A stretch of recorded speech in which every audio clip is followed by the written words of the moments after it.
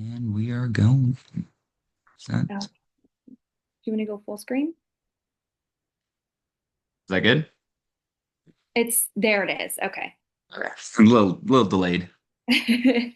Okay, so this is Neuroplasticity and Rehabilitation After TBI by Christine Clark Reese. Carter Wojcik. So, what you can expect from this presentation is an explanation of our hypothesis and our research question and why that matters, an overview of neuroplasticity and the mechanisms that drive it, an explanation of the biological mechanisms that are involved in plasticity, what studies suggest, and how we can put this information to good use in cognitive rehabilitation after a stroke or a TBI. So, our hypothesis and research question, our research question was what biological and functional mechanisms drive neuroplasticity? And of course, in what ways they can be used to support cognitive rehabilitation following a brain injury. Um, I did find a lot through our research that TBI and stroke pathways tend to be very similar. So oftentimes I'll refer to both stroke and TBI during the presentation.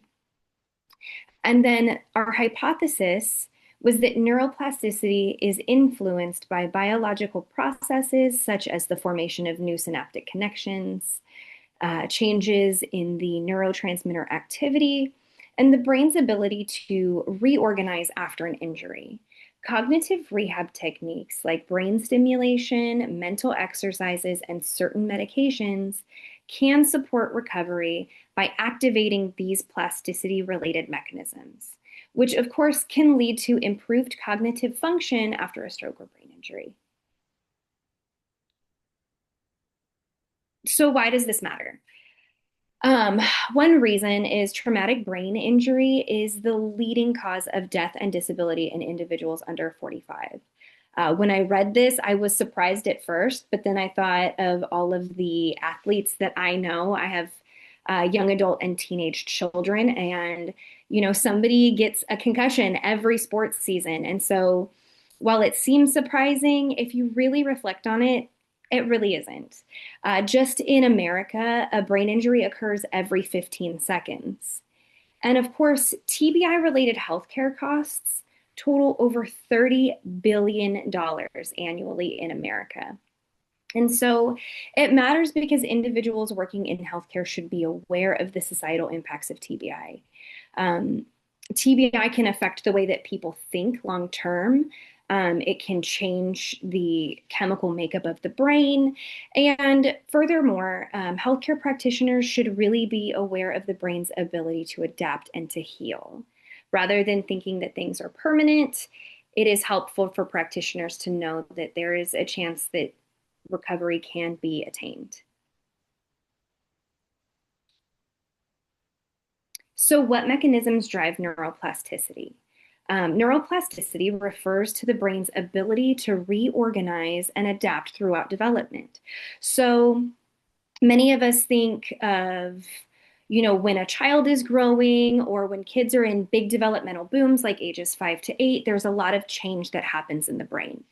But many individuals think that the brain is fixed and does not create any new neurons or neuronal pathways. But neuroplasticity refers to that ability to be able to change, to form new neuronal connections. Um, and the ability of this is the foundation of post injury motor function. So we really need this to be able to see healing after a brain injury, right? We have to know that neuroplasticity exists and how to achieve it.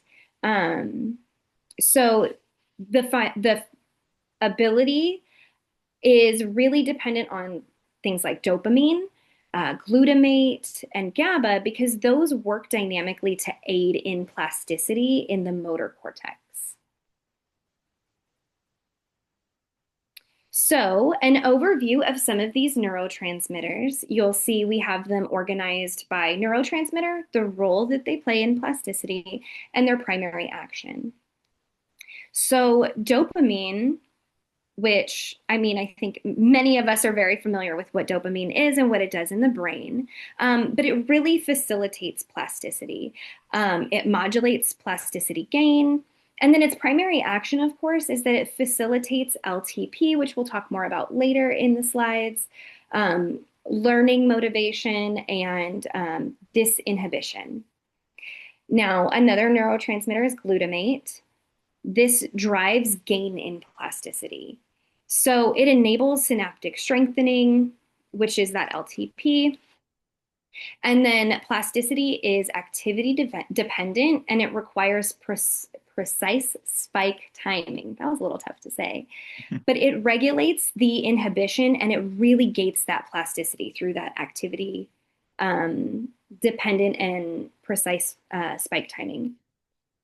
So another one of our neurotransmitters is GABA, and this regulates inhibition. It suppresses excessive change, and it regulates cortical excitability.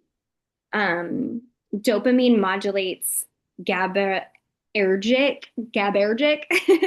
tone and transiently disinhibit cortex for rewiring. So it plays a key role as well. Serotonin, specifically 5-HT, which modulates mood, arousal, and plasticity, and this enhances synaptic remodeling. So our biological mechanisms, we have LTP, which is long-term potentiation. This enhances synaptic transmission through repeated stimulation. A lot of this shows the use it or lose it concept that we learned about. The more you use something, the stronger those synapses are going to be. Another mechanism is long-term depression or LTD, and this weakens less used synapses. This refines neural circuits, and thus synaptic pruning is easier to have. Glutamate and GABA are the neurotransmitters involved.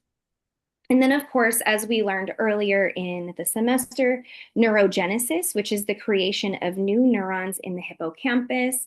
And before recently, we believed that neurogenesis didn't really exist, that the brain was fully formed and you could never create new neurons.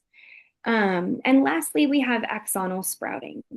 This is the extension of axons to form new synapses. And so this is especially critical when you talk about brain injury or stroke. We need new synapses. If you think about a road that's been blocked or closed, or there's heavy traffic and you can't get through, these new synapses are like secondary or like frontage roads that the brain can take. Okay. This is a study suggests about our primary resource that we mostly were looking at, and it showed how dopamine changes brain response to stimulation, to TDCS. The D1 receptor helps the brain build stronger connections and block the brain from weakening connections, and it also leads to more brain activity. The D2 receptor that we saw, or general dopamine, as talked about before, weakens the brain connections, it stops the brain from getting stronger, and it also leads to less brain activity. All of these effects happen through a brain chemical called glutamate, and this could help improve treatments for stroke, brain injury, or Parkinson's. But the study used only a small group of healthy people, so more validation and more research is needed to further validate that.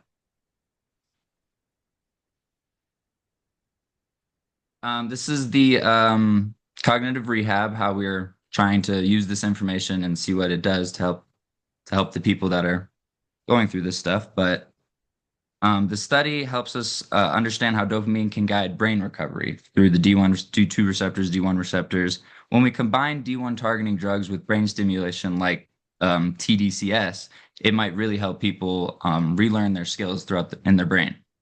On the flip side, though, general dopamine of D2 receptor drugs may slow the process down instead of boosting it. The key brain chemical here, though, is glutamate, especially NMDA receptors. They help with those changes. But keep in mind the study also was done with healthy small individuals, so we do need a bigger number to see the changes happen. Our closing remarks. Neuroplasticity is how the brain rewrites itself after injury. It's the key to recovery. Dopamine, especially through D1 receptors, helps strengthen those new brain connections. And glutamate is also a huge, huge player in this. It supports these changes, especially when boosted by the D1 activation. And this is why combining D1 targeting drugs with Anadrol TDCS improves rehab after stroke or TB. But general dopamine drugs like iDopa might actually block helpful changes, so we need to be careful with those. And of course, since the study was done by the small group, we do need a bigger group size and we need to explore this more with more people. I think that's it. These are our reference pages of all the sites we used. Used a lot. Used a lot. Absolutely. I found And these to be very interesting because of the combination of both the drugs and like TDCS and TMS. But I do agree with you, Carter, that one of the gaps that needs to be closed is having bigger studies and more of them to yeah, affirm that these are steps that can be taken for cognitive rehabilitation. and that'll be all for our presentation. Hope you liked it. Thanks for watching.